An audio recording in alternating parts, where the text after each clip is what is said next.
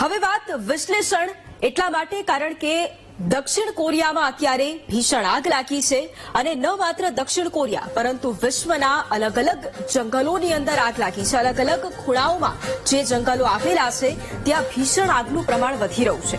હાલમાં જ દક્ષિણ કોરિયાના અલગ અલગ જંગલોમાં ભીષણ આગ લાગી છે। જંગલમાં લાગેલી આ આગ ભારે તબાહી મચાવી રહી છે। શુષ્ક હવામાન અને તીવ્ર પવનના કારણે દક્ષિણ કોરિયાના જંગલોમાં લાગેલી ભયંકર આગ કે જેણે મોટું નુકસાન કર્યું છે। આગ માત્ર માનવ જીવન માટે જ નહીં પરંતુ પર્યાવરણ અને સાંસ્કૃતિક ધરોહર માટે પણ મોટો ખતરો બની છે। અધિકારીઓએ ત્યાં લોકોને સાવચેતી રાખવા અને જંગલના વિસ્તારોથી દૂર રહેવા માટે પણ સલાહ આપી છે। એન્ડોંગ અને ઉઈસિંગ જેવા વિસ્તારો છે કે જ્યાં લોકો પોતાના ઘરો છોડી અને આશ્રય સ્થાનોમાં રહેવા માટે પણ મજબૂર બની ગયા છે। દક્ષિણ કોરિયામાં 5 અલગ અલગ સ્થળે જંગલોમાં ભીષણ આગ લાગી છે। લોકોને સાવધાન રહેવા માટે પણ અપીલ કરવામાં આવી છે। જંગલમાં જે આગ લાગી છે તેના કારણે વ્યાપક પ્રમાણમાં નુકસાન પહોંચ્યું છે અને દક્ષિણ કોરિયાના જે જંગલોમાં આગ લાગી છે તેના વિશે પણ આગળ વાત કરીશું કારણ કે શું પરિસ્થિતિ છે તે પણ સમજવી એટલી જ જરૂરી છે કારણ કે સમગ્ર વિશ્વની અંદર અત્યારે આપણે એ પણ જોઈએ પ્રમાણ આગનું ખૂબ વધી રહ્યું છે। તેની પાછળના પરિબળો ઘણા બધા છે, અલગ અલગ કારણો છે, તેની પણ આગળ ચર્ચા કરીશું પરંતુ સૌથી પહેલા ઓગમેન્ટેડ ગ્રાફિક્સના માધ્યમથી એ સમજી લઈએ કે દક્ષિણ કોરિયામાં અત્યારે આગને લઈને શું પરિસ્થિતિ છે કારણ કે એક તરફ આગનું પ્રમાણ સતત વધી રહ્યું છે એ ખરેખર ચિંતાનો વિષય છે। દક્ષિણ પૂર્વીય વિસ્તારોમાં આગની શરૂઆત થઈ છે। દક્ષિણ કોરિયામાં જે અત્યારે આગ લાગી છે તેની શરૂઆત દક્ષિણ અને પૂર્વીય વિસ્તારોથી થઈ હતી અને ત્યાંથી આગ પ્રસરી હતી જેમાં અત્યાર સુધી 18 લોકોના મોત થયા છે અને 19 જેટલા લોકો દાઝ્યા છે, 19 જેટલા લોકો ઘાયલ થયા છે અને તેમની માટે રેસ્ક્યુની કામગીરી ચાલુ છે। લગભગ 43,000 એકર જમીન અત્યાર સુધી બળીને ખાખ થઈ ગઈ હોવાની વાત પણ સામે આવી રહી છે। 9,000 થી વધુ ફાયર ફાઇટર્સ અત્યારે ત્યાં તૈનાત છે અને અત્યારે આગ બુઝાવવાની કામગીરી હજુ પણ ચાલી રહી છે। 30 હેલિકોપ્ટર કામે લાગ્યા છે અને આગ બુઝાવવાની કામગીરીમાં તેઓ પણ જોતરાયા છે। 5500 લોકો અને આંકડો હજુ પણ વધી શકે છે। 5500 લોકો અત્યારે ઘર છોડવા માટે ખૂબ મજબૂર બની ગયા છે। 1300 વર્ષ જૂનું બૌદ્ધ મંદિર પણ નાશ પામ્યું છે। લગભગ ઘણી સદીઓ સુધી આ મંદિર હતું જે હવે આ આગમાં નાશ પામ્યું છે। એટલે કે એક તરફ દક્ષિણ કોરિયામાં જે આગ લાગી છે તેના કેટલા ગંભીર પરિણામો છે તે પણ આપણે જોયા છે અને શું સ્થિતિ છે તે પણ જોઈ છે। હવે એ પણ સમજીએ કે વિશ્વના જે ઘણા જંગલો છે ત્યાં આગ લાગવાની ઘટનાઓ વારંવાર બનતી રહેતી હોય છે। છેલ્લા અમુક વર્ષોમાં તેનું પ્રમાણ પણ ખૂબ વધી ગયું છે। જંગલની આગને બે રીતે વર્ગીકૃત કરી શકાય છે, એક તો કુદરતી અને બીજું છે માનવ સર્જિત। કુદરતી રીતે જેમ કે વીજળીના છટકા, જ્વાળામુખી ફાટવી અથવા તો તીવ્ર ગરમીના મોજા જેવી પરિસ્થિતિ સર્જાય ત્યારે આગ લાગવાના બનાવો બનતા હોય છે। માનવ સર્જિતમાં જ્વલનશીલ વસ્તુઓ ફેંકવાથી અથવા તો કેમ્પ ફાયરના કારણે અથવા તો અનિયંત્રિત કૃષિ સળગાવવાથી પણ આગ લાગી શકે છે। અન્ય જે બીજા મહત્વપૂર્ણ પરિબળો છે કે જેનાથી જંગલમાં આગ લાગી શકે છે તે પણ હવે ઓગમેન્ટેડ ગ્રાફિક્સના માધ્યમથી સમજીએ કારણ કે આગ લાગે છે, આગ લાગવાનું પ્રમાણ પણ વધ્યું છે પરંતુ શા માટે લાગી રહી છે તે પણ સમજવું અત્યારે ખૂબ જરૂરી બન્યું છે।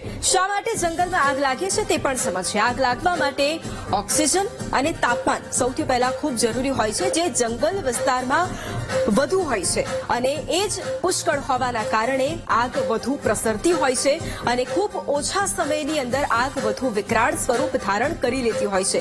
ખાસ કરીને ઉનાળામાં નાના સ્પાર્કથી પણ ભીષણ આગ લાગવાનું સંકટ છે તે રહેતું હોય છે અને ઉનાળાના સમયગાળામાં આપણે વધારે પડતી આગની ઘટનાઓ જોતા પણ હોઈએ છીએ।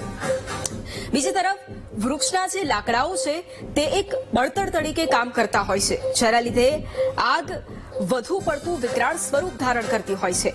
જે સૂર્યના પ્રબળ કિરણો છે તેનાથી પણ આગ વધુ પ્રસરી શકે છે। એક તરફ ગરમીનું પ્રમાણ છે તેના કારણે પણ આગ વધુ વિકરાળ સ્વરૂપ ધારણ કરી શકે છે। બીજી તરફ જે ડાળીઓ સુકાઈ ગયેલી છે તે એકબીજા સાથે જ્યારે ઘસાય છે ત્યારે તણખા ઉત્પન્ન થાય છે અને એ તણખાના કારણે આગ લાગી શકે છે અને આગ વધુ વિકરાળ સ્વરૂપ પણ ધારણ કરી શકે છે. એટલે આ અલગ અલગ કારણો છે. આબોહવા પરિવર્તન અને અત્યારે જે હીટ વેવ્સ વધી ગઈ છે તે પણ એક મહત્વપૂર્ણ કારણો છે. આ પણ જવાબદાર પરિબળો છે કે જેના કારણે વન વિસ્તારમાં આગ લાગતી હોય છે. બીજી તરફ જંગલ વિસ્તારમાં આગ લાગવાની ઘટનાઓ જે સતત વધી રહી છે અને જંગલમાં લાગતી આગ પ્રાણીઓ અને મૂલ્યવાન કુદરતી સંપત્તિને ભારે નુકસાન પહોંચાડતી હોય છે. ઘણીવાર નાની ભૂલ ગંભીર પરિણામોનો સામનો આપણને કરાવે છે. નાની સરખી બેદરકારીને કારણે જંગલમાં આગ લાગે છે અને આ આગમાં કુદરતી સંપત્તિ સાથે વન્યજીવોને પણ નુકસાન પહોંચે છે. પરંતુ જંગલની આગથી નુકસાન શું થાય છે તે પણ હવે ઓગમેન્ટેડ ગ્રાફિક્સના માધ્યમથી સમજી લઈએ. કારણ કે આગ વધુ પડતી લાગી રહી છે અને તેના કારણે ન માત્ર મનુષ્યોને પરંતુ વન્ય સંપત્તિને પણ અને પશુ પક્ષીઓને પણ એટલું જ નુકસાન થાય છે. જૈવ વિવિધતાને સૌથી મોટું નુકસાન પહોંચતું હોય છે. વન નાબૂદીનું પણ એક સંકટ અત્યારે તોડાઈ રહ્યું છે. કારણ કે જે રીતે જંગલો સળગી રહ્યા છે, જે રીતે એક બાદ એક દુનિયાના અલગ અલગ ખૂણાએથી આપણે જોતા હોય છે કે જંગલમાં આગ લાગવાની ઘટનાઓ સામાન્ય બની ગઈ હોય તેમ દેખાતું હોય અને તેના જ કારણે વન નાબૂદીનું સંકટ પણ તોડાઈ રહ્યું છે.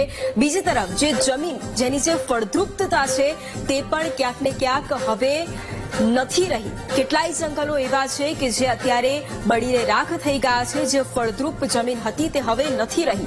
બીજી તરફ મનુષ્યના સ્વાસ્થ્ય ઉપર પણ માનવ સ્વાસ્થ્ય ઉપર પણ ગંભીર અસરો પહોંચે છે.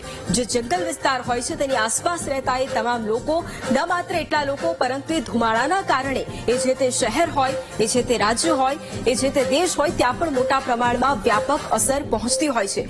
બીજી તરફ જંગલ નાશ પામે છે. જંગલમાં જ્યારે ભીષણ આગ લાગતી હોય છે ત્યારે આર્થિક રીતે પણ નુકસાન થતું હોય છે. જ્યારે જંગલમાં ભીષણ આગ લાગતી હોય છે ત્યારે ન માત્ર એ જંગલ પરંતુ તેની આસપાસના વિસ્તારો પણ તેની ઝપેટમાં આવી જતા હોય છે અને તેના જ કારણે આર્થિક રીતે પણ એટલું જ નુકસાન થતું હોય છે. અને તેનું ઉદાહરણ આપણે જે કેલિફોર્નિયામાં જે જંગલમાં ભીષણ આગ લાગી હતી તેમાં આપણે જોયું હતું કે સમગ્ર હોલિવૂડ સિટી બળીને ખાખ થઈ ગયું હતું અને કેટલાય લોકોના ઘર તો બળી ગયા હતા પરંતુ જે મોટા પાયે ત્યાં નિર્માણ કરવામાં આવ્યું હતું એ તમામ વસ્તુઓ પણ બળીને ખાખ થઈ ગઈ હતી. હવે દુનિયાભરના જે વિવિધ દેશોના જંગલોમાં જે ભીષણ આગ લાગે છે તેના લીધે નુકસાની વિશે આપણે થોડું સમજ્યા, પરંતુ વૈજ્ઞાનિકોનો મત જાણવો પણ ખૂબ જરૂરી છે. કારણ કે વૈજ્ઞાનિકોના મતે વર્ષ 2080 સુધીમાં ગ્રીન હાઉસ વાયુ જમા થશે અને ગ્રીન હાઉસ વાયુઓ વાતાવરણમાં એવા એક વાયુઓ છે કે જે થર્મલ ઇન્ફ્રારેડની મર્યાદાની અંદર વિકિરણોનું શોષણ કરે છે અને તેને ફેંકે છે. અને આ પ્રક્રિયા કે જેને આપણે ગ્રીન હાઉસ કહીએ છીએ. અને જો સાદી ભાષામાં તેને આપણે સમજીએ તો પૃથ્વીના વાતાવરણમાં મુખ્ય ગ્રીન હાઉસ વાયુઓ જેમ કે જળબાષ્પ, carbon dioxide, methane, nitrous oxide અને ઓઝોન છે. એટલે વૈજ્ઞાનિકોના મતને પણ ઓગમેન્ટેડ ગ્રાફિક્સના માધ્યમથી આપણે સમજીએ કે ખરેખર આ ગ્રીન હાઉસ છે તેને લઈને શું થઈ શકે છે અને બીજી તરફ જ્યારે આગ લાગે છે ત્યારે તેની પાછળના અમુક પરિબળો વૈજ્ઞાનિકોના મતે કયા છે. વર્ષ 2080 સુધીમાં ગ્રીન હાઉસ વાયુ છે તે જમા થઈ જશે અને જેના કારણે પરિસ્થિતિ વધુ વિકટ બનતી જશે. આગજનીની ઘટનાઓ તેમાં 50% વધારો છે. અત્યારે આગજનીની ઘટનાઓ સામે આવી રહી છે તેના કરતા 50% વધારો એ સમયે થશે. પશ્ચિમ ઉત્તર અમેરિકા અને આફ્રિકામાં ખાસ કરીને આગનો ખતરો વધારે તોડાઈ રહ્યો છે. અત્યારે પણ અમેરિકા કે જ્યાં સામાન્ય રીતે જંગલોમાં ભીષણ આગ લાગી જ જતી હોય છે અને ગરમીને કારણે જે આગની ઘટનાઓ બનતી હોય છે તેમાં હવે આગામી સમયમાં 2 ગણો વધારો પણ થવાનો છે. એટલે 2 ગણું વધારે નુકસાન હવે થશે. દક્ષિણ આફ્રિકા, ઉત્તર પૂર્વ અમેરિકા અને એમેઝોનના જે પ્રદેશ છે તેને મોટા પ્રમાણમાં અહીંયા અસર પહોંચવાની છે. કારણ કે આ વિસ્તારો એવા છે કે જે આગની ઝપેટમાં વહેલા આવવાના છે, જ્યાં વધુ નુકસાન થવાનું છે. જંગલોમાં લાગતી ભીષણ આગ અને તેનાથી જે નુકસાન થાય છે તે ખૂબ ગંભીર છે. જંગલમાં વધતી આગની ઘટનાઓ જે રીતે સતત વધી રહી છે તેને લઈને ઘણું બધું રિસર્ચ પણ અત્યારે કરવામાં આવી રહ્યું છે. સંશોધકોના તારણ પણ ઘણા બધા સામે આવ્યા છે, પરંતુ એ તારણો શું છે તે પણ ઓગમેન્ટેડ ગ્રાફિક્સના માધ્યમથી આપણે સમજીએ. કારણ કે જે પ્રમાણે આગ લાગી અને ત્યારબાદ અમુક રિસર્ચ કરવામાં આવ્યું અને સંશોધન શું કહે છે તે સમજીએ તો જંગલની આગમાં 90% માણસનો હાથ હોવાનું સામે આવ્યું છે. જેમ શરૂઆતમાં વાત કરી કે કુદરતી રીતે પણ આગ લાગી શકતી હોય છે, પરંતુ મોટે ભાગે માનવ સર્જિત આગ લાગતી હોય છે.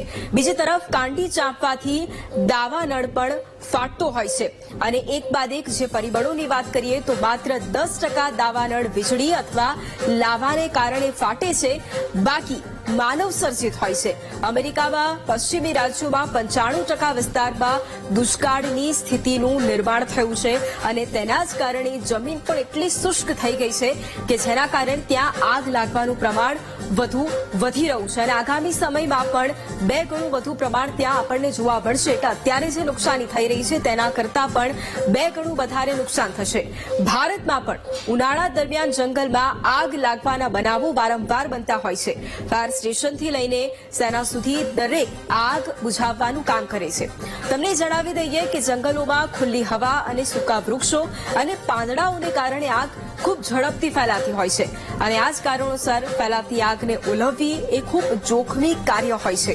તેવામાં કેવી રીતે આગને નિયંત્રિત કરી શકાય તે પણ હવે ઓગમેન્ટેડ ગ્રાફિક્સના માધ્યમથી સમજીએ, કારણ કે ભીષણ આગ લાગતી હોય ત્યારે તેને બુઝાવવાની પણ એક રીત હોય છે. એટલે એ પણ ઓગમેન્ટેડ ગ્રાફિક્સના માધ્યમથી સમજીશું કે જ્યારે આગ છે કે જે લાગતી હોય છે ત્યારે તેને કઈ રીતે આપણે નિયંત્રણમાં લઈ શકીએ છીએ.